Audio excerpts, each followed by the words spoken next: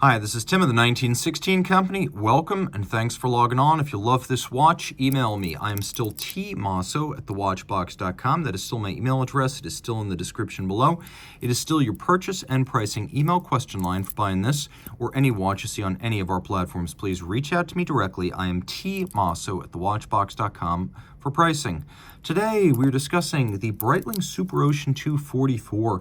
This watch, which has a bracelet code of 2019, was assembled at approximately that time because the bracelet codes and the cases almost always correspond fairly closely.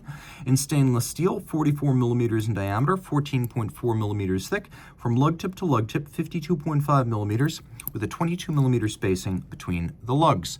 We'll throw it on my wrist. My wrist is 16 centimeters in circumference, and the watch is large, that's for sure. I would recommend this watch for wrists my size or larger, because you can see even though the lugs are curved and they do wrap around the taper of the wrist at each edge, nevertheless, and you can see this well from over the top, the lugs are out to the edge of my wrist. And I always say lug overlap is the no-go for wrist size. If the watch overlaps the edge of your wrist, it's too big. Fortunately for me, this is just right.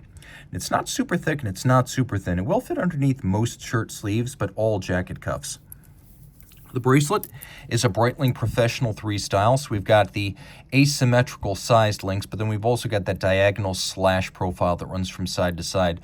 The removable links are fixed in place using screws, and you've got a few of them, but you also have 4 pairs of divots drilled inside the clasp, and you can move the spring bar back and forth with your strap tool if you want to fine-tune the fit there. The clasp, which is a single fold deployant, features a locking mechanism in clamshell form, so just like that. Now, I mentioned that the bracelet had a date code on it, and I'll show you how this works. See how it says 3719, those first 4 numbers? That means the 37th week of 2019, which is why I would say this watch, just based on the bracelet pairing, was made around that time. Taking a quick look at the case band, you can see it's relatively narrow. It's polished. We have these somewhat vintage-inflected pointed crown guards. We have polished integrated lugs and a pronounced downward taper to the lug profiles. A helium escape valve. That is there, so if you are a saturation diver and helium intrudes into the watch, ingress must be followed by egress. And so as the internal pressure builds as you surface, internally at 2 to 3 bar beyond the external atmosphere, the valve will open automatically and release the helium so that it doesn't blow out your sapphire or blow out your seals. You can see that the bezel is actually a captive bezel, so we have these little screws in profile, and the watch is actually dismantled by removing those screws. The advantage here is that no matter how hard you hit the bezel, it's almost impossible to pop it off. This is a more laborious system to assemble and disassemble, but it's also more secure than the snap-on systems used by Tag, Omega, and Rolex. We get a 120 click bezel here. It has a pronounced grit to it. It's not quite as silky as something like a Rolex bezel, but at the same time, the knurling on the edge of the bezel is a lot easier to grip than a competitor like the Omega Seamaster Diver 300 meter. Now we have this polymer inlay in black, and then the indices and the numerals are raised and relieved in satin finish. We'll do a quick loom shot so you can see this 120 click bezel in the dark. Note that the bezel pearl is quite large, making it easy to reference the minute hand against that timing reference almost instantly in the dark. And you can see that all 3 hands are loomed, including the seconds hand. A lot of dive watches don't have that, which is a major problem for them because you don't know if your dive timer is working. At least here you know for a fact in the depths whether the watch is running. We have tri-Arabic numerals. We have a matte base. We also have satinated subdued hands in a lovely anthracite to avoid reflecting glare into your eye.